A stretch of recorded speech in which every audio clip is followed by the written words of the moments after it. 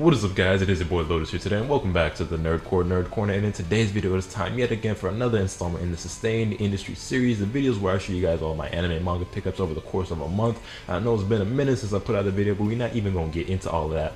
All I'm gonna say is we back like we never left. Word to my homie Brago DS one time for the one time. Was good, homie. But we're gonna get into these pickups, so let's get it popping. Alright, so before we actually get into the manga, I have a couple other things that I actually want to show you guys that I recently picked up. The first of which being this Bardock figure, this is just the box actually, but I actually did a whole unboxing video for it. So if you want a nice in-depth close-up look at the figure itself, I'll leave a link to the unboxing video that I did in the description down below, which you guys can go and check it out, if you so please. Yeah, I'm not super knowledgeable on figures. This is actually my very first one, and I said in that video that I don't plan to go crazy with it, and I'm staying true to that. Like that's still my word. Like I still got my word on that. But I know I got some people out there.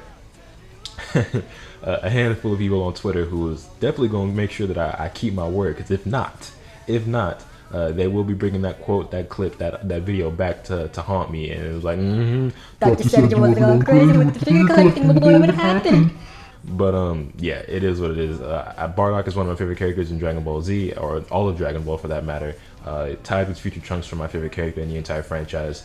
This is actually a figure that I think is really dope, and I've wanted for quite some time. So when I saw it on sale for like 15-16 bucks, had to have it. More than happy to add it to the collection and to start my figure collection with. So yeah, there's that. Then next up, we have two more figures that I actually did not buy myself. They were actually given to me by someone who I'd like to consider a friend at this point. We have two SH Figuarts from the Dragon Ball Z line, and we have Future Trunks, my other favorite character, and Vegeta, probably my third favorite character behind Trunks and Bardock. Now, these were actually given to me by the good homie Rhyme Style. Now, a lot of you already know who Rhyme Style is, but for those of you who don't know who he is, I'll leave a link to his channel in the description down below. He is a Dragon Ball Z YouTuber, or Dragon Ball YouTuber rather. He does a little other stuff here and there, like he's been doing a lot of Pokemon content recently, but his main thing is Dragon Ball, and I think he's actually the biggest person on YouTube doing Dragon Ball content. So if you're a fan of Dragon Ball, maybe go check him out, though if you are one, I'd be surprised if you don't already know who he is. But yeah, just out of the kindness and generosity in his heart, he decided to send these over my way to help me kickstart my figure collection, and I can't thank him enough. I really, really do appreciate it, homie. Because Rhyme Style, he's such a kind dude, but he's also a scumbag. Don't let it fool you. This is a nice treat and all, but this is really just a clever ruse for him to try to get me to go back on my word, so he can be a bad influence and make me start spending all my money on figures and kind of like scam me the same way he does people like Nanogenics and D-Free and all those other little Dokkan pals. But I'm not falling for it. I'm not falling into the trap. Because don't get me wrong, I'm gonna treasure these. I'm very grateful for these. These are real dope. I'm gonna add these to the collection. I'm gonna have these on display, look a real fly and all that. But I'm not falling into the trap. I meant what I said when I'm not going to go crazy with figure collecting. Now, that's not to say that I might not buy a couple of more in the future. But when I say go crazy, I mean like, spending hundreds of dollars, having a whole shelf dedicated to it and all that. Like, that's not the plan. That's not the goal. And I don't want to do it. And if I ever do end up that way, y'all can feel free to bring this back up to haunt me. Which I know it'll happen anyway, and I'm probably digging myself into a hole by even saying all this that I'm saying right now, but hey, I'm a man of my word. I never go back on my word. That's my Nindo, that's my ninja way, Dr. Bayo, believe it, all that good stuff. And wow, that was cringy, but yeah, I meant what I said, and I said what I meant. So yeah, SH Figuarts, Future Trunks and Vegeta, these are the premium color edition, re-releases, whatever the case may be. And yeah, really happy to have these. One question that I do want to ask you guys in the comments down below, though, is that for those of you who are into figure collecting, which do you prefer? Statues, ones that don't articulate, like that Bardock figure I have, or articulating figures like these SH Figuarts where they have joints and stuff that you can move about and you can pose them any way you want. These are really dope. I like these a lot. But given the choice between the two, I personally prefer ones that don't move around because you can't see the joints, and I just think that's a cleaner look. Plus it feels less fragile, less flimsy, and it seems less like a toy and more like a collectible or a collector's item. So yeah, don't get me wrong, these are tight, these are really dope. I'm more than happy to have these, but given the choice between the two, my own personal preference is actually the statues as opposed to articulating figures. But yeah, let me know your thoughts in the comments down below. And now next thing I want to show you guys is actually this poster, which it's still sealed and rolled up, so you can't really get a good look at it, but surely I'll have an image on screen so you guys can see what it actually looks like. But this is actually a Kingdom Hearts poster that I found at the store for $5. Could not pass it up. I am a pretty big Kingdom Hearts fan. For those of you who don't know, I actually own a life-size Keyblade. I love the Kingdom Hearts 1 and 2 games, and yeah, I'm a big fan of the Kingdom Hearts series. It's a shame that we won't ever see Kingdom Hearts 3 in my lifetime, yeah, it is what it is. I don't actually really hang posters on my wall at all, but I just had to have this. It looks dope. I'm a sucker for Kingdom Hearts artwork.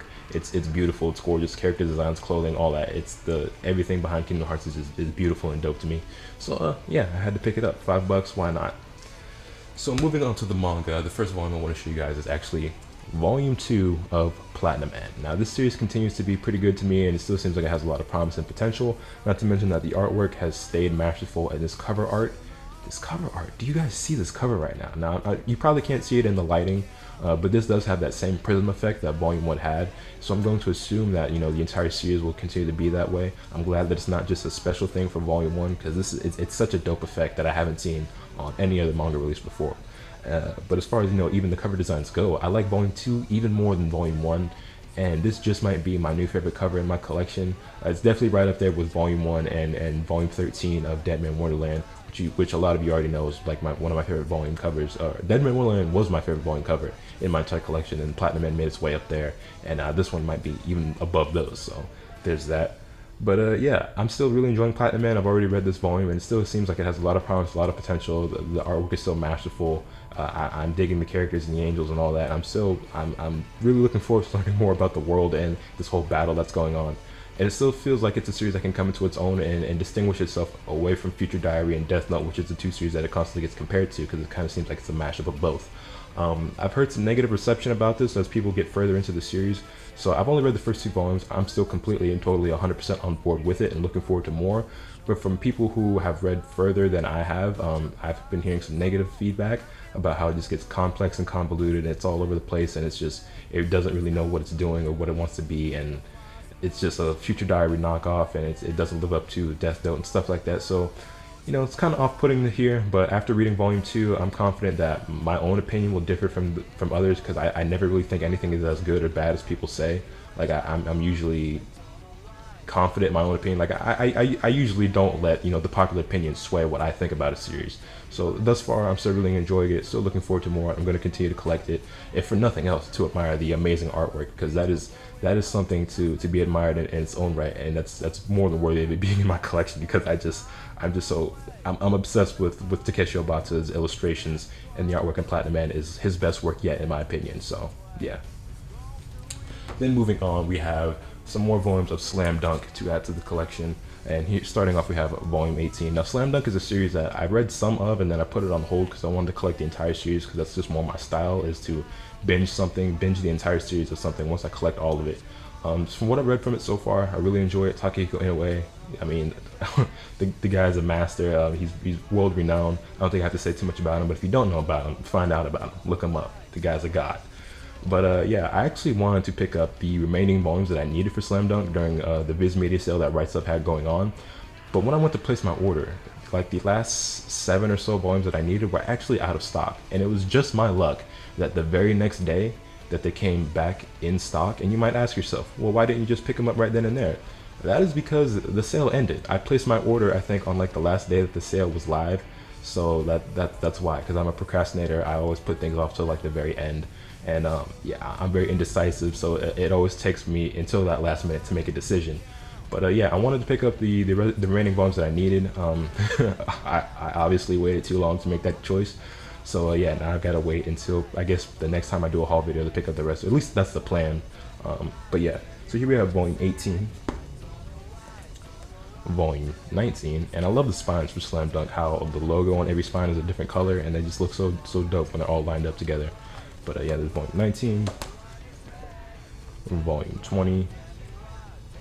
I love the cover art for Slam Dunk as well, especially like when you get to covers like these, which are like they look like they're done in watercolor. It's just really amazing. Takehiko Inoue is another one of those people who's just, his illustrations are just out of this world. I mean, it's definitely truly a sight to behold. He's on a masterful level with his artwork. And you guys know how I am. I can talk on and on forever and ever about, you know, the artwork and manga and how much I'm obsessed with it, and how much time I just spend looking at covers and certain panels and spines, and it's just, yeah, you already know the drill. I'm obsessed with that stuff. That's like my biggest thing with manga. So yeah, there's volume 21. Then we move on to volume 22, another really dope looking watercolor cover. Volume 23. And then volume 24. So this is all I managed to pick up of Slam Dunk, because the remaining volumes that I need, and I believe the series ends in volume 31, they were all out of stock. And then of course the very next day, like I said, all of them except for volume 27, I want to say, came back into stock. So I guess the next time I place an order on Right Stuff, I'll be picking up the rest of the series.